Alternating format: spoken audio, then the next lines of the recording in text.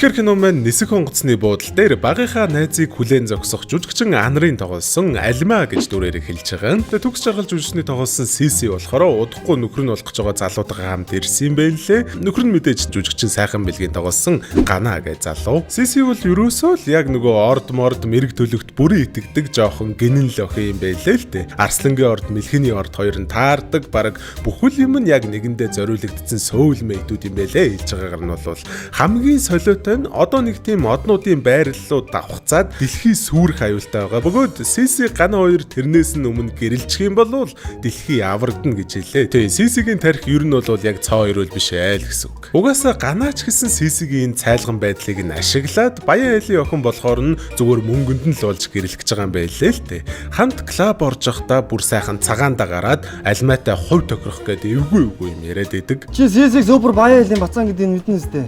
Тэгэл миний нийт авах хөрөнгөний 12 гэр чинь. Алима бол яалтчгүй сайн найз юм байлээ. Сисигээ яаж энэ мөс сэжгийн залуугаас салгах уу гэд цагдаа дээр очдог. Цагдаа нь мэдээж баримт нотлохоо нэхин штэ. Тэгээ Алима маань баримт нотлохоо хайх шаардлагатай болчихж байгаа юм аа. За ерөнхийдөө тэгээ энэхүү кино маань ерөөсөө уйдах зав гаргахгүй догтлол инээд хоёроор нь үдсээр угаа дуусгадаг нэлээд хурдан өрнөлттэй кино байгаа. Үргэлжлүүлээд үзчмээр санагдаад байх юм бол Innovation, Look TV, DD шинтер гээд бүх IPTV-нүүдээс түрээслээд үзэх боломжтой байгаа шүү.